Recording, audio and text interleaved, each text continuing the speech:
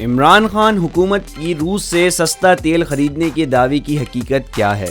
پاکستان کے سابق وزیر توانائی حماد اظہر نے سماجی رابطے کی ویب سائٹ ٹویٹر پر کچھ روز قبل روسی وزیر توانائی کو لکھا گیا ایک سرکاری خط جاری کیا، جس میں روس سے رعایتی نرخوں پر خام تیل، ڈیزل اور پٹرول درآمد کرنے کی تجویز تھی۔ حماد اظہر نے سرکاری خط موجودہ وزیر توانائی خرم دستگیر کے اس بیان کے بعد جاری کیا کہ سابقہ حکومت کی جانب سے روس سے کوئی ایسا سرکاری رابطہ نہیں کیا گیا کہ جس میں روس سے رعایتی نرخوں پر پیٹرولیم مصنوعات کی درآمد پر بات کی گئی ہو۔ حماد اظہر کے سرکاری خط جاری کرنے کے بعد سوشل میڈیا پر بحث کا سلسلہ شروع ہو گیا، جس میں عام لوگوں کے علاوہ معاشی امور کے سینئر صحافی خرم حسین نے بھی حماد اظہر سے سوال کیا کہ کیا اس خط کے بعد روس کی جانب سے حکومتی سطح پر کوئی ایسا جواب آیا ہے کہ جس میں رعایتی نرخوں پر تیل دینے کی یقین دہانی کرائی گئی ہو۔ حماد اظہر نے بات کرتے ہوئے بتایا کہ یہ خط روس کی خواہش پر لکھا گیا، کیونکہ روس 30% کم نرخوں پر تیل کی سپلائی کے لیے خریداروں کی تلاش میں ہے، اور پاکستان کیونکہ تیل کی مصنوعات کا ایک بڑا درآمد کنندہ ہے، اس لیے روس پاکستان کو تیل بیچنا چاہتا ہے۔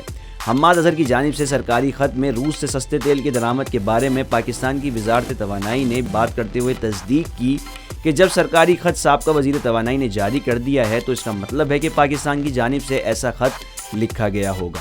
پاکستان اس وقت تیل کی قیمتوں کے مسئلے سے دوچار ہے۔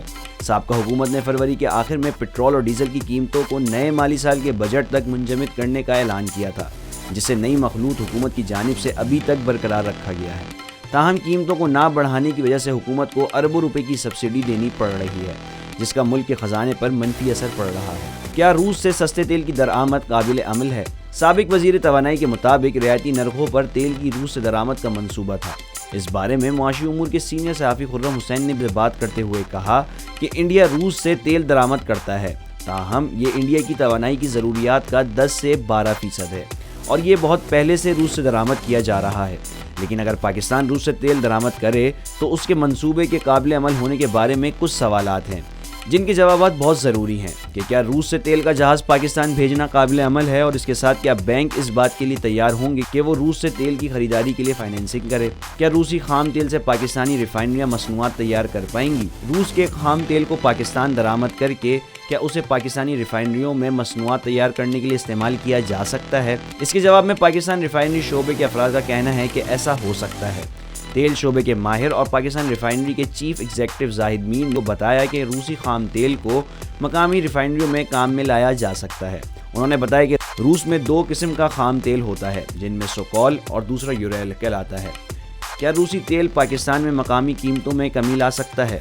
پاکستان میں اس وقت پٹرول اور ڈیزل کی قیمتیں ملک کی معیشت اور نئی حکومت کے لیے ایک بہت بڑا مسئلہ ہے۔ سابقہ حکومت کا دعویٰ ہے کہ روس سے سستا تیل حاصل کرنے سے مقامی صارفین کو فائدہ ہوتا ہے۔